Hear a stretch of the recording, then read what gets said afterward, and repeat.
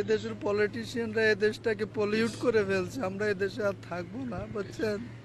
আমি assistant professor, আমার ওয়াইফও chemistry lecturer. আমরা থাকবো না এই দেশে।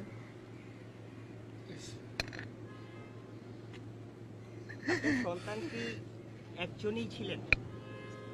দুইজন, এক ছেলে এক মেয়ে। ওই বড়। ওই স্কুলে কি একজনই ছিলেন? ওই স্কুলে দুজনই ছিল, একজন আগে বের হয়ে গেছে।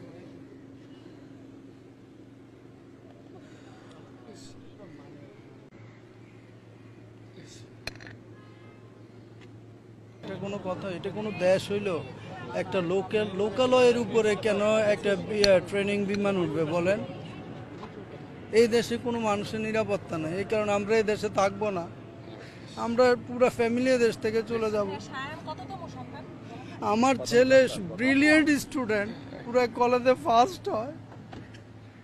আমার ছেলে সবচেয়ে স্মার্ট।